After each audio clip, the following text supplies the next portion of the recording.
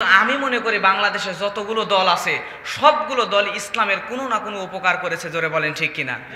এখন বলবেন হুজুর তাহলে বলেন তো বর্তমানে বাংলাদেশে যে দলটি ক্ষমতায় আছে বাংলাদেশ আওয়ামী লীগ, এই দলটি ইসলামের কি কি উপকার করেছে একটু বলেন তো।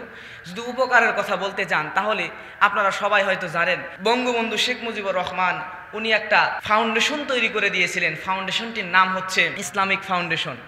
একটা সময় ছিল যখন মাদ্রাসা পড়ুয়া হুজুররা, অনেক হুজুর মাদ্রাসায় পড়াশোনা করেছে কিন্তু চাকরি হচ্ছে না, অনেক কষ্ট দিন যাপন করতে হতো। এই হুজুররা ইসলামী ফাউন্ডেশন তৈরি হওয়ার কারণে এই হুজুররা পরিপূর্ণ সংসার সহযোগিতা করতে না পারলেও একটু হলেও সংসারে সহযোগিতা করতে পারতেছে, জোরে বলেন ঠিক কিনা। আমার মুসলমান ভাইরা, তার মানে বোঝা যাচ্ছে এই বাংলাদেশ আওয়ামী লীগ ইসলামের উপকার করেছে একটু হলেও, জোরে বলেন ঠিক কিনা। এরপরে আমার বাস্তব জীবনে একটা অভিজ্ঞতা বলি। এখানে দাওয়াত করেছে ইউটিউব থেকে দেখে আমাদের একজন প্রিয় ভাই, নাম মোহাম্মদ ইব্রাহিম, তাই না? ইব্রাহিম ভাই উনি ইউটিউবে দেখে আমার কাছ থেকে দাওয়াত নিয়েছে, আলহামদুলিল্লাহ। তো ইউটিউব থেকে আমার কিন্তু অনেক পরিচিতি তৈরি হয়ে গেছে আলহামদুলিল্লাহ। যখন 2019-20 সেশন, এই সময় আমার একটা ওয়াজ ভাইরাল হয়েছিল, ইউটিউবে থাম্বনেল দিয়েছিল সম্ভবত যে বউয়ের সঙ্গে প্রেম করো। এইটা দেওয়ার কারণে অনেক মানুষ দেখেছে। এখন আমাকে প্রত্যেক দিন 200-300 ফোন আসতো আমার ফোনে। এখন হঠাৎ করে একদিন ফোন আসলো, ফোন রিসিভ করলাম। রিসিভ করার পরে ফোন থেকে বলছে আমি শেখ হাসিনা বলছি। বাস্তব ঘটনা, গত বছরে নাটোরে একটা প্রোগ্রাম করছি, ওখানে সাবেক এমপি, এখন সিংড়া থানায়, এখন মনে হয় ওখানকার এমপি আপনার তথ্য প্রযুক্তি প্রতিমন্ত্রী জুনায়েদ আহমেদ পলক, ওনার ওই আসনেই ওনার আগে যিনি এমপি ছিলেন, সাবেক এমপি, উনি আমার মাহফিলের সভাপতি ছিলেন, সভাপতি অথবা প্রধান অতিথি। আমি আলোচনা করতেছিলাম, দাড়ি রাখা নিয়ে আলোচনা করতেছিলাম। উনি আমার সাথে ওয়াদা করেছিলেন যে আমি আজকে থেকে দাড়ি রাখবো ইনশাল্লাহ। এই লোকটি পরের বছর একই মাহফিলে গেলাম, এই সিজনে যাওয়ার পর দেখলাম অত্যন্ত সুন্দর দাড়ি রাখছে, আলহামদুলিল্লাহ বলবেন না। আমার মুসলমান ভাইরা, তার মানে বোঝা যাচ্ছে এই আওয়ামী লীগের মধ্যেও ভালো মানুষ, জোরে বলেন আছে না নাই? তার মানে আওয়ামী লীগের বিরুদ্ধে কথা হবে না। এখন আসেন, যদি বলেন আওয়ামী লীগের পরেই যার স্থান বিএনপি, এরা ইসলামের কি উপকার করলো এটা জানার দরকার আছে না নাই? আমার মুসলমান ভাইয়েরা, আপনারা জানেন প্রেসিডেন্ট জিয়াউর রহমান তিনি যখন ক্ষমতায় ছিলেন, এই সংসদের যে সংবিধান এর মধ্যে বিসমিল্লাহির রহমানির রহিম এটা লেখা ছিল না। উনি পঞ্চম সংশোধনীর মাধ্যমে এই সংসদের ওই সংবিধানের মধ্যে বিসমিল্লাহির রহমানির রহিম অ্যাড করে দিয়ে মুসলমানদের অনেক উপকার করেছেন, রাষ্ট্র ধর্মকে ইসলাম করে দিয়েছেন, জোরে বলেন আল্লাহু আকবার। এখন যদি বলেন জাতির চাচা, উনি কিছুদিন আগে ইন্তিকাল করেছেন, যে ভালো কাজ করেছে তার ভালো কাজগুলো বলতেই হয়, কথা বলেন ঠিক কিনা। উনি মারা গেছেন, ওনার ভালো ভালো কাজের জন্য দোয়া করি, আল্লাহ ওনাকে বেহেশত নসিব করুন, জোরে বলেন আমিন। এই জাতির চাচা এরশাদ চাচা, আমি ছোট মানুষ অত ভালো বুঝি না, আপনারা যারা মুরব্বী, দাড়ি পেকে গেছে, মুরব্বীরা ভালো বলতে পারবে। আজ থেকে বলেন তো বহু বছর আগে বাংলাদেশ সরকারি ছুটির দিন কি ছিল? রবিবার ছিল, শুক্রবার কিন্তু ছিল না। এখনও ভারত, আমাদের পাশের কান্ট্রি ভারত, এই ভারতে গিয়ে দেখবেন সরকারি ছুটির দিন কিন্তু শুক্রবার নয়, ওখানে এখনও রবিবারই আছে। এরশাদ চাচার সময় উনি দেখলেন যে বাংলাদেশ 90% মুসলমানের দেশ, এই মুসলমানের দেশে মুসলমান যারা স্টুডেন্ট আছে, বিভিন্ন চাকুরি করে চাকুরিজীবী আছে, এরা সবাই জুমার দিনে চাকুরি করার কারণে সঠিক সময়ে জুমার খুতবা শুনতে পারে না, নামাজ আদায় করতে পারে না। তাহলে কি করা যায়? উনি তখন কি করলেন, একটা সবাইকে নিয়ে বসে পরামর্শ করে তিনি ডিসিশন নিলেন এবং এইটা আইন পাশ করে দিলেন, মুসলমান 90%, এই মুসলমানদের উপকার্থে আজ থেকে বাংলাদেশে সরকারি ছুটির দিন রবিবার না, আজকে থেকে শুক্রবারে সরকারি ছুটির দিন, যাতে 90% মুসলমান এই ছুটির দিনে জুমার সালাত ঠিক মতো আদায় করতে পারে, জোরে বলেন আল্লাহু আকবার। তার মানে বোঝা যাচ্ছে বাংলাদেশে যতগুলো দল আছে সবগুলো দলই ইসলামের কোনো না কোনো সাইড দিয়ে উপকার করেছে, জোরে বলেন ঠিক কিনা। এই জন্য আমার মুসলমান ভাইরা, আমি একটা কথা স্পষ্ট করে বলে দিতে চাই, যারা মনে করেন হুজুর রাজনীতি করবে, আমি রাজনীতি করব না, আমি আওয়ামী লীগের বিরুদ্ধে কথা বলবো না, বিএনপির বিরুদ্ধে কথা বলবো না, জাতীয় পার্টি জাসদ বাসদ চরমনাই কোনো দলের পক্ষে বিপক্ষে কথা বলবো না, কিন্তু আমরা মুসলিম হিসাবে আমাদের ইমানের দাবি, আমি একটা কথা স্পষ্ট করে দিতে চাই, এই 90% মুসলমানের দেশে যদি কেউ আল্লাহর কোরআনকে নিয়ে আজেবাজে কথা বলে, কোরআনের বিরুদ্ধে কোনো কথা বলে, আল্লাহর নবীকে নিয়ে কটূক্তি করে, তাদেরকে বাংলার জমিনে থাকতে দেওয়া হবে না, জোরে বলেন ঠিক কিনা। কারা কারা রাজি আছেন দুই হাত উঁচু করে আল্লাহকে দেখান, হাত নামান। আমার মুসলমান ভাইয়েরা, তাহলে আপনারা কষ্ট পেয়েছেন? আলহামদুলিল্লাহ। আচ্ছা বলেন তো, এই কোরআনের মাহফিলে আলোচনা করতে বসেছি কোরআন নিয়ে, এই কোরআনের আলোচনা এখন থেকে শুরু করে নিয়ে কিয়ামত পর্যন্ত যদি করতেই থাকি, এই কোরআনের একটা আয়াতের ব্যাখ্যা বিশ্লেষণ করে করে আমি হুজুর কি শেষ করতে পারবো? আল্লাহ রাব্বুল আলামিন বলেন, ওয়ালাউ আন্নামা ফিল আরদি মিন শাজারাতিন আকলামু ওয়াল বাহরু ইয়ামুদ্দুহু মিন বাদিহি সাবআতু আবহুরিম মা নাফিদাত কালিমাতুল্লাহ ইন্নাল্লাহা আজিজুন হাকীম।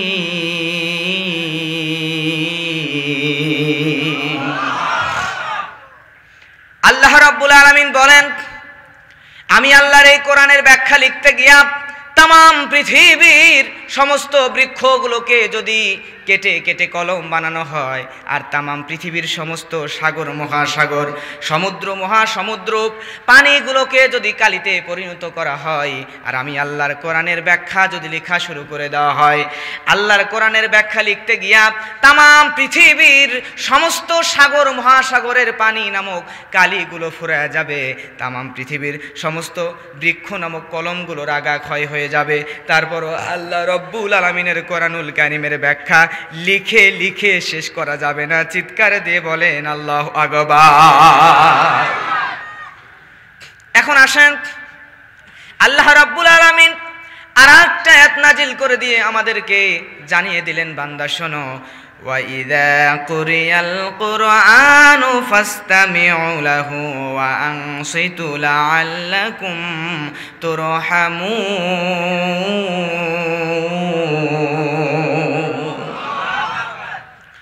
আল্লাহ রাব্বুল আলামিন বলেন, ও দুনিয়ার তরুণ তরুণীরা, ও দুনিয়ার যুবক যুবতীরা, ও দুনিয়ার বৃদ্ধ আর বৃদ্ধারা রে, তোমরা যারাই আল্লাহর কোরআন শোনার জন্য কোরআনের মাহফিলে এসেছ, তারা কাজ করবা দুইটা। জোরে বলেন কয়টা? এক নম্বরে চুপ করে আল্লাহর কোরআন শুনতে হবে। অর্ডারটা কার? তাহলে যারা এখন পর্যন্ত দাঁড়িয়ে আছি, শুধুমাত্র কমিটির ভাই ছাড়া যারা দায়িত্বে নিয়োজিত আছি তারা ছাড়া সবাই কিন্তু বসে যেতে হবে, কেউ দাঁড়িয়ে থাকা যাবে। আমার মুসলমান ভাইয়েরা, আল্লাহ বলছেন চুপ করে শুনতে, তার মানে আপনাকে এই কোরআনের মাহফিলে বসতে হবে, বসে বসে চুপ করে কোরআন শুনতে হবে। দুই নম্বরে মনোযোগ দিয়ে আল্লাহর কোরআন শুনতে হবে। আল্লাহ রব্বুল আলামিন বলেন, আমি আল্লাহর কোরআনের মাহফিলে, কোরআনের আয়োজনে যদি কোনো বান্দা চুপ করে বসে বসে আল্লাহর কোরআন শুনতে পারে, আমি আল্লাহ ওই বান্দাদের উপরে আমার রহমতের ফেরেশতা দ্বারা রহমত বর্ষণ করতে থাকি। জোরে বলেন আল্লাহু আকবার। এখন আসেন, আল্লাহ রাব্বুল আলামিনের এই কোরআন যখন চলবে, সব মানুষদের কিন্তু আল্লাহর কোরআন ভালো লাগে। জোরে বলেন ঠিক কিনা? কিন্তু এক শ্রেণীর মানুষ আছে, যেই মানুষগুলা কোরআন শোনার নিয়তেই বাড়ি থেকে এসেছে, কিন্তু এখানে এসে বসবে না, একটু দূরে থাকবে। থাকার পরে কোরআন শুনবে, কোরআন শুনতে তাদের ভালো লাগবে, কিন্তু একটা কথা তাদের ব্যক্তিগত জীবনের সঙ্গে না মেলার কারণে এই মানুষগুলা এই কোরআনের মাহফিল থেকে দূরে চলে যাবে, গিয়ে হট্টগোল করে গন্ডগোল করে কোরআনের মাহফিল বন্ধ করে দেওয়ার চক্রান্ত করবে। এমন মানুষ আছে না নাই? আল্লাহ রাব্বুল আলামিন বলেন, وَقَالَ الَّذِينَ كَفَرُوا لَا تَسْمَعُوا لِهَذَا الْقُرْآنِ وَالْغَوْا فِيهِ لَعَلَّكُمْ تَغْلِبُونَ।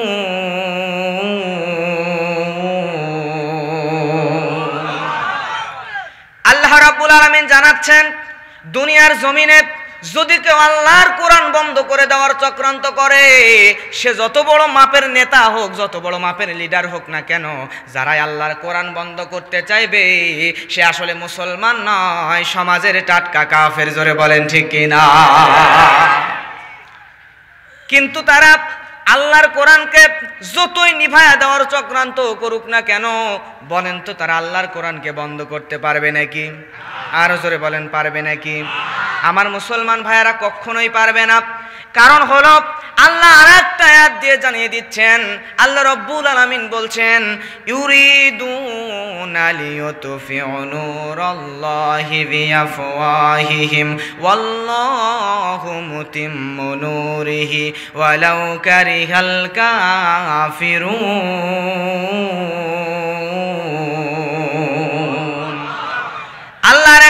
দিয়ে জানিয়ে দিচ্ছেন, আমি আল্লাহর এই কোরআনের সুইচটাকে, এই কোরআনের আলোর সুইচটাকে আমি আল্লাহ নিজের হাতে রেখে দিয়েছি। এই কোরআনকে ওই কাফেরেরা যতই নিভায়া দেওয়ার চেষ্টা করুক না কেন, এই কোরআনের আলোকে বন্ধ করে দেওয়ার চক্রান্ত করুক না কেন, কিয়ামত পর্যন্ত আর আল্লাহর কোরআনের আলোকে বন্ধ করতে পারবে না। ওই কাফেরেরা যতই কোরআনের মাহফিলকে বন্ধ করে দিতে চাইবে, কোরআনের আলোকে নিভায়া দিতে চাইবে, আল্লাহ বলেন আমি আল্লাহ আমার কোরআনের আলোকে আরো বেশি প্রজ্বলিত করব। জোরে বলেন আল্লাহু আকবার।